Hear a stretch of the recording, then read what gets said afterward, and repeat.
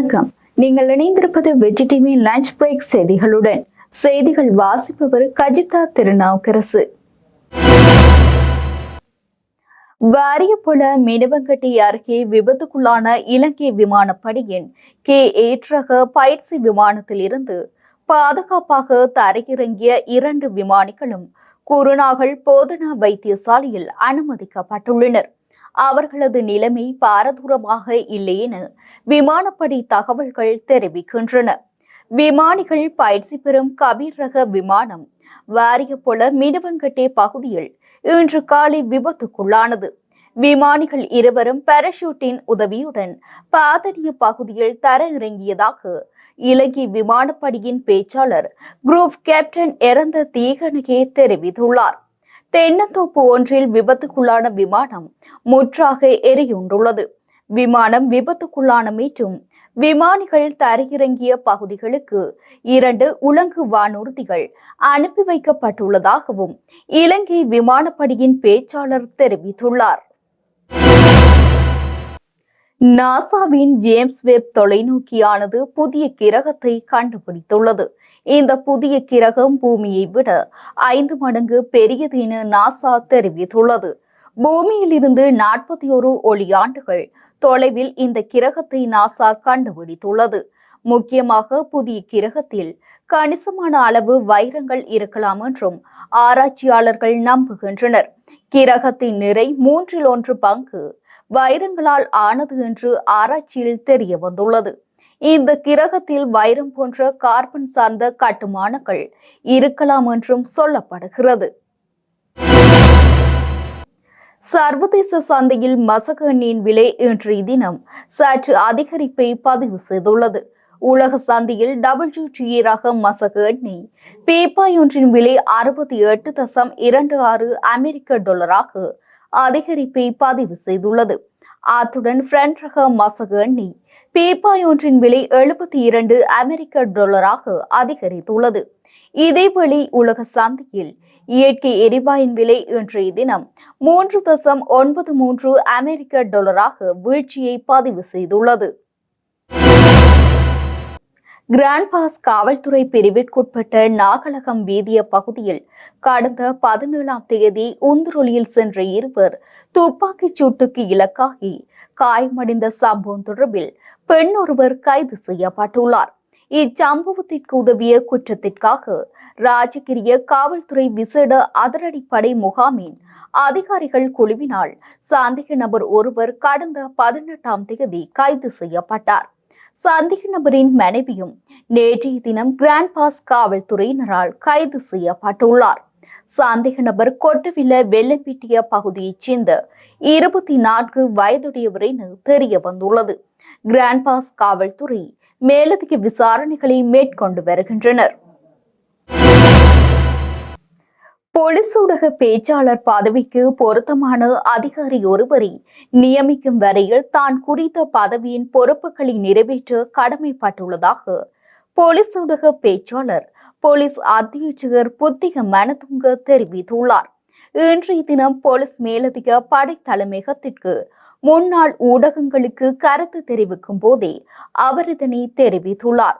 தான் போலீஸ் ஊடக பேச்சாளர் பதவியை ராஜினாமா செய்ய கோரிக்கை விடுத்துள்ளதாகவும் தனிப்பட்ட காரணத்திற்காகவே பதவியை ராஜினாமா செய்வதாகவும் புத்திக மனதுங்க தெரிவித்துள்ளார்.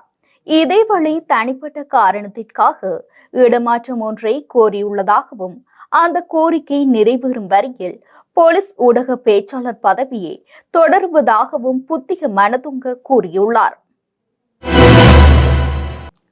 யாழ்ப்பாணத்தில் இடம்பெற்ற விபத்தில் சிக்கிய குடும்பஸ்தர் ஒருவர் வெள்ளிக்கிழமை உயிரிழந்துள்ளார். உயிரிழந்தவர் யாழ்ப்பாணம் 2ஆம் குறுக்கு தெருவைச் சேர்ந்த 48 வயதுடைய குடும்பஸ்தர் ஆவார். இச்சம்பவம் குறித்து மேலும் தெரிய வருகையில் குறித்த நபர் கடந்த 13ஆம் தேதி யாழ்ப்பாணத்தில் இருந்து சாவகச்சேரி நோக்கி செம்மணி வீதியூடாக பயணித்துக் கொண்டிருந்த போது அவ்வீதியால் வந்த அரச பேருந்து அவரை முந்தி செல்ல முற்பட்ட வேளையில் அவர் மீது மோதி விபத்து ஏற்பட்டுள்ளது.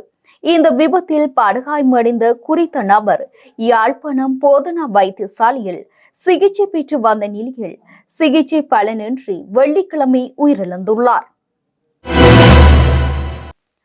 தமிழ் பாராளுமன்ற உறுப்பினராக அர்ச்சுனாவுக்கு விதிக்கப்பட்டுள்ள தடை பாராளுமன்றத்தில் முதலில் வந்துள்ளமை ஆரோக்கியமான விடயமா? பாராளுமன்ற உறுப்பினர் மீதான குற்றம் இன்னும் எத்தனையோ பேருக்கு பாயலாம். இது தேசிய நல்லிணக்கத்திற்கு பாதிப்பாகலாம்.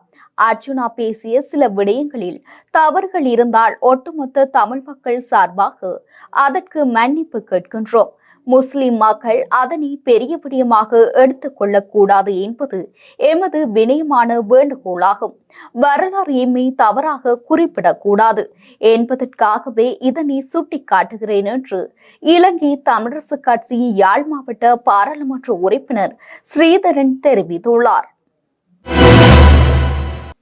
நிட்டம்புவ போலீஸ் பிரிவுக்குட்பட்ட கண்டி கொழும்பு பிரதான வீதியின் பன்சல் சந்திக்கு அருகில் கண்டியிலிருந்து கொழும்பு நோக்கி பயணித்த லொரியொன்று வீதியில் சென்று கொண்டிருந்த பாதசாரி மீது மோதியுள்ளது. சம்பவத்தில் பலத்த காயமடைந்த பாதசாரி சிகிச்சைக்காக வேத்துப்பீட்டிவெல வைத்தியசாலையில் அனுமதிக்கப்பட்டதன் பின்னர் மரணித்துள்ளார். விபத்தில் 64 வயதுடைய ரதா வடுன பிரதேசத்தைச் சேர்ந்த ஒருவரை உயிரிழந்துள்ளதாக போலீசார் தெரிவித்துள்ளனர். சடலம் தற்போது வேத்துப்பீட்டிவெல வைத்தியசாலையின் பிரேத அறையில் வைக்கப்பட்டுள்ளதோடு விபத்துக்கு பின்னர் அங்கிருந்து தப்பிச் சென்றிருந்த லொரியின் சாரதி கைது செய்யப்பட்டுள்ளார். மேலும் விபத்துடன் தொடர்புடைய லொரியையும் போலீசார் பொறுப்பேற்றுள்ளனர். 2023ஆம் ஆண்டு வெலிகம பெலினி பகுதியில் உள்ள விருந்தகம் ஒன்றிற்கு அருகே நடந்த துப்பாக்கிச் சூட்டு சம்பவம் தொடர்பாக 6 சந்தேக நபர்கள் இன்றைய தினம் மாத்தறை நீதவான் நீதிமன்றத்தில் சரணடைந்துள்ளனர். காவல்துறை மா அதிபர் தேசபத்து தென்னகோன் உட்பட 8 பேரை கைது செய்து நீதிமன்றத்தில் முன்னிலைப்படுத்துமாறு மாத்தறை நீதவான் நீதிமன்றம் அண்மையில் உத்தரவிட்டிருந்தது. வெலிகம பெலினி பகுதியில் உள்ள விருந்தகம் ஒன்றிற்கு அருகே 2023ஆம் ஆண்டு இடம்பெற்ற துப்பாக்கிச் சூட்டு சம்பவம் தொடர்பில் கடந்த 4ஆம் தேதி வெலிகம தலைமையக பதில் காவல்துறை பரிசோதகர் உபுல் குமார நீதிமன்றில் சரணடைந்திருந்தார். பின்னராக நேற்றைய தினம் பிடியாணை பிறப்பிக்கப்பட்டிருந்த காவல்துறை மா அதிபர் தேசபந்து தென்னகோன் சரணடைந்தார். இந்நிலையில் ஏனைய 6 பேரும் இன்று சரணடைந்துள்ளனர். தேசிய மக்கள் சக்தி அரசாங்கம் ஆட்சிக்கு வந்ததன் பின்னர் எதனை செய்ய வேண்டும் என்பதை மக்கள் ஏற்கனவே தீர்மானித்துள்ளனர். எனவே கொழும்பை அடிப்படையாக கொண்ட அனைத்து உள்ளூராட்சி மன்றங்களிலும் நாம் வெற்றி பெறுவோம் என பொதுமக்கள் பாதுகாப்பு மற்றும் பாராளுமன்ற அலுவல்கள் தொடர்பான பிரதி அமைச்சர் சட்டத்தரணி சுனில் வட்டகல தெரிவித்துள்ளார். உள்ளூராட்சி மன்ற தேர்தலுக்கான வேட்புமனு தாக்கல் வியாழக்கிழமை நண்பகல் 12 மணியுடன் நிறைவுக்கு வந்தது. இதற்கமைய தேசிய மக்கள் சக்தியின் சார்பில் பொதுமக்கள் பாதுகாப்பு பிரதி அமைச்சர் சுனில் வட்டகல, கொழும்பு மாவட்ட மேயர் பதவி வேட்பாளர் விராய் கெலி பல்தசார் உள்ளிட்ட கட்சியின் உறுப்பினர்கள் கொழும்பு மாவட்ட செயலகத்துக்கு வருகை தந்து வேட்புமனுவை தாக்கல் செய்திருந்தனர். கொச்சிக்கடை போலீஸ் பிரிவுக்குட்பட்ட தக்கியாபார பொருத்தோட்ட பகுதியில் சந்தேகத்திற்கிடமான முறையில் ஆணொருவரின் சடலம் கண்டெடுக்கப்பட்டுள்ளது.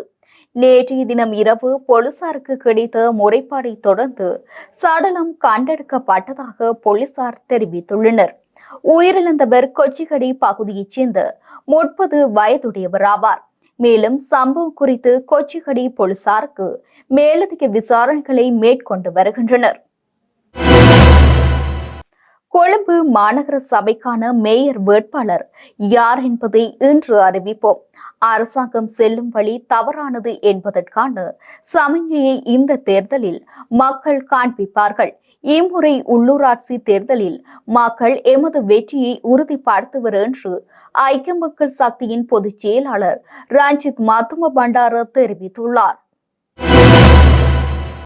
பெருந்தோட்ட மக்களின் நிலையான அபிவிருத்திக்கான சிறந்த முன்மொழிவுகள் வரவு செலவு திட்டத்தில் உள்ளடக்கப்பட்டுள்ளன.